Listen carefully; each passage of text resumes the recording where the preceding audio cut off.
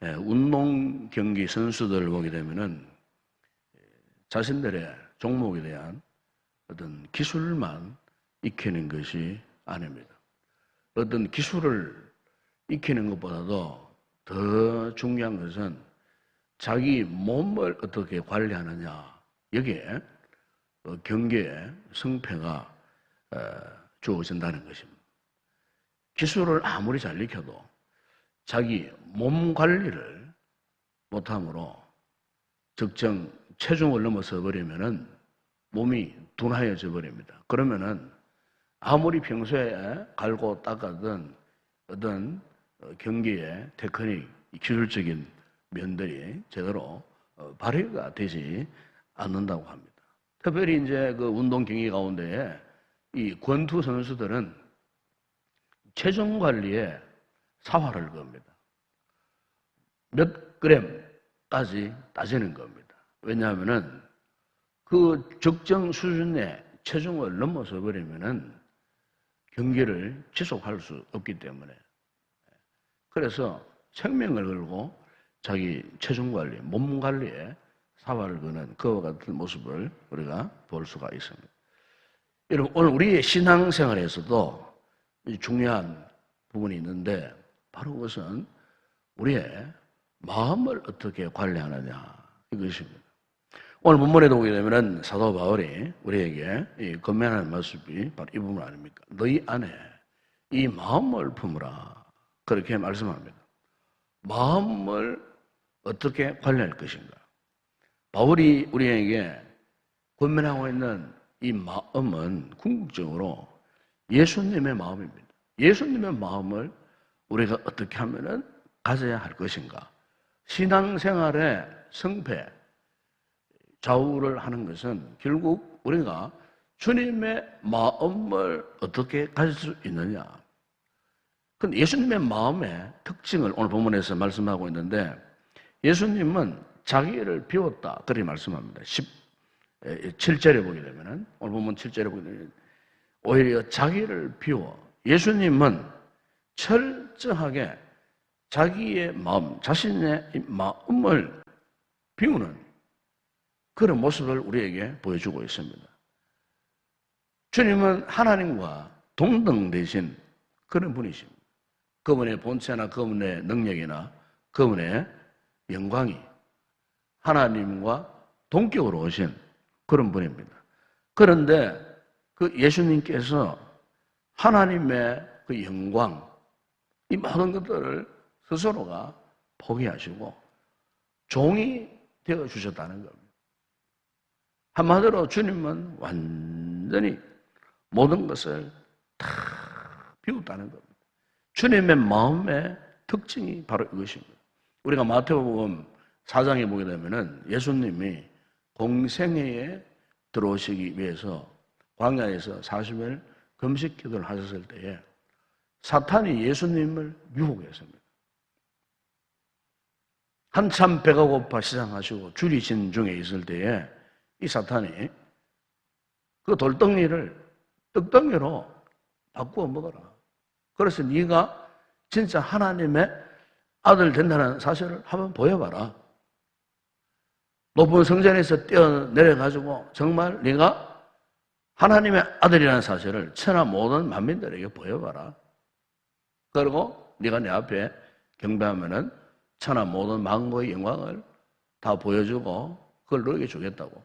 이 사탄이 3번씩이나 주님 앞에 찾아와서 이런 제안을 하면서 유혹을 했습니다.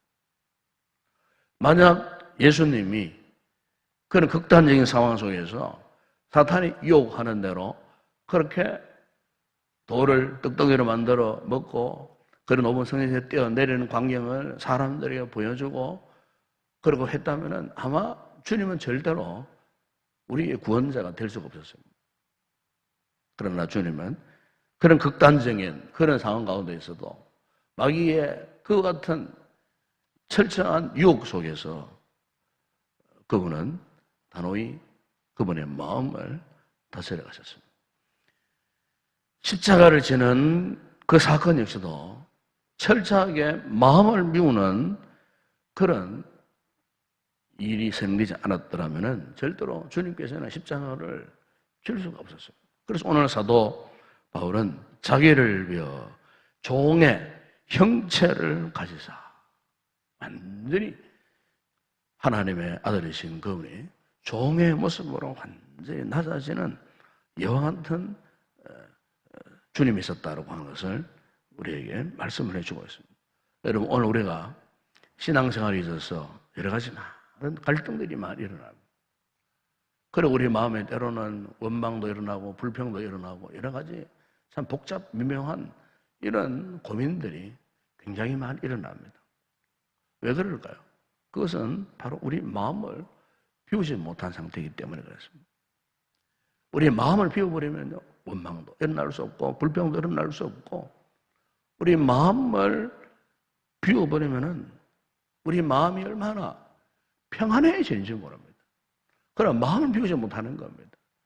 육신적인 유욕을 따라, 그리고 여러 가지 많은 세상적인 어떤 그런 욕심, 탐욕, 탐심으로 우리 마음이 이렇게 가득 차 있으니까 믿음 생활 자체가 힘들고 괴롭고 고통스럽고 결국 수많은 시험에 꼬리를 물고 그렇게 참 힘들게 어렵게 이 신앙생활을 하는 경우가 많이 있습니다. 그 이유가 뭐냐면은 마음을 비우지 못한 겁니다.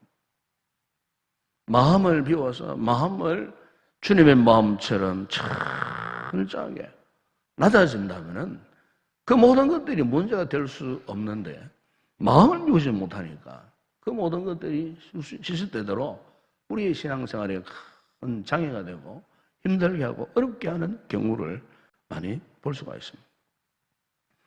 우리가 창세기 13장에 보시게 되면은 그게 아브라함의 조카 롯과 아브라함이 이렇게 분쟁하는 그와 같은 모습을 볼 수가 있습니다. 그 분쟁이 조짐이 보였을 때에 이 아브라함은 참 지혜로운 사람이었습니다. 왜냐하면 비록 조카였지만은 그 조카 앞에서 아브라함이 이렇게 말합니다. 네 앞에 온 땅이 있지 아니하냐? 나를 떠나라. 네가 좋아하면 나는 우하고 네가 우하면 나는 좋아하리라. 그 조카를 지금까지 데리고 다니면서 먹여 살리고 키우고 했지만은 분쟁이 일어났을 때에 삼촌이지만은 그 조카 앞에서 자기의 마음을 비우는 그와 같은 모습을 거기에서 볼 수가 있습니다. 그래서 그 지혜롭게 그 분쟁의 조짐 보였을 때에 그 싸움을 피해가는, 하나님께서 오히려 그 아브라함의 마음을 인정하시고 이후에 아브라함의 생을 더 크게 축복하셨던 모습을 우리가 거기에서 볼 수가 있습니다. 한때 주님을 따라다녔던 그 제자 가운데 이 가룟 유다가 왜 이렇게 주님을 배반해버리고 참으로 아주 절망적인 그런 불행한 인생을 살 수밖에 없었냐면, 역시 이 가룟 유다는요 마음을 비우지 못했습니다. 그러면은 왜 오늘 이렇게 이 성경 우리에게 마음을 비우라고 그렇게 말씀을 하는 것입니까? 무엇보다 우리가 마음을 비워야 주님과 영적인 일체감을 가지고 신앙생활을 할 수가 있습니다. 마음을 비우지 못하면은 우리는 주님의 모습을 닮아갈 수도 없고, 마음을 비우지 못하면은 주님의 마음과 일체가 될 수가 없어요. 마음을 비워야 주님이 내 안에, 그리고 내가 주님 안에 거하는 이와 같은 주님의 임재를 경험하고, 참으로 우리가 주님의 사람으로서 주님의 뜻하시는 말을 이룰 수가 있고 주님의 목적을 이루어 갈 수가 있는 것입니다. 마음을 비우지 못하면 결코 우리는 주님이 가신 그 길을 갈 수가 없다는 것입니다. 우리 주님께서는 이 땅에 오셔서 십자가를 지시기 위해서 철저하게 자신을 비우는 그런 작업을 하셨습니다. 마지막 순간 그 십자가의 무서운 그 고통 가운데서도 주님은 철저하게 자신을 완전히, 오늘 본문에 보시면 사람의 모양으로 나타나서 자기를 낮추시고 죽기까지 복종하셨습니다. 자신을 낮추고 죽기까지 복종하셨다는 겁니다. 복종하셨을 때에 결국 주님께서 십자가를 능히 지시고 승리의 삶을 살 수가 있었다는 것입니다. 유명한 그 암 전문의들의 이야기를 들어보게 되면 암을 극복한 그 사람들의 특징이 하나 있답니다. 그 공통점이 뭐냐면은 한결같이 그 무서운 암이라고 하는 질병 앞에서 자기 마음을 비울 때, 마음을 비우더라는 겁니다.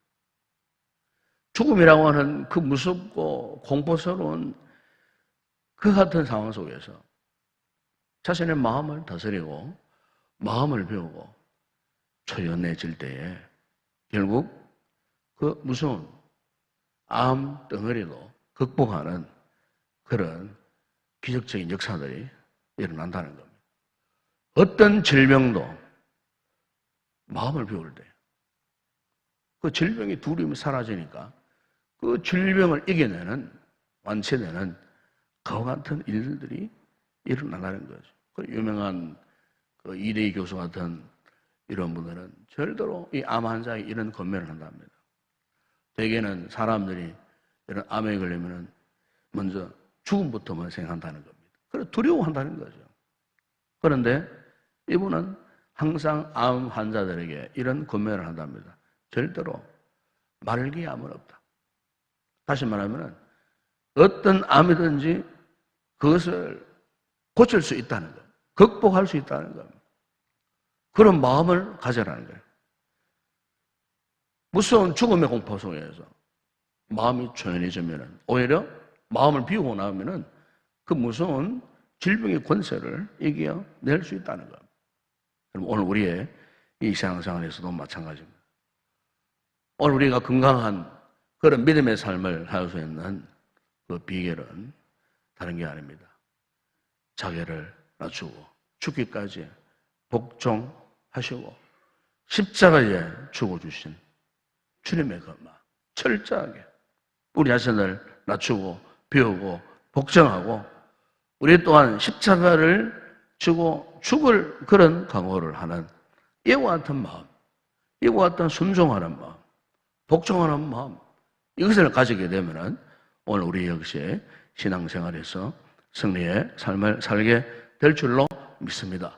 우리가 창세기 2장하고 3장을 이렇게 읽어보게 되면 하나님이 아담과 하와를 이 창조하시고 정말 아주 위대한 존재로 만드셨습니다. 영원히 죽지 않는 그런 존재로 하나님이 만들어 주셨습니다. 아름다운 낙원에서 평생을 하나님과 함께 동행하면서 행복한 인생이 되도록 그렇게 축복을 해주셨어요. 그런데 3장에 들어오면은요, 그 아름다운 낙원의 모습이 완전히 무엇입니까? 신라호가 낙원을 상실해버린 불행한 그런 장면을 거기서 목격할 수가 있습니다.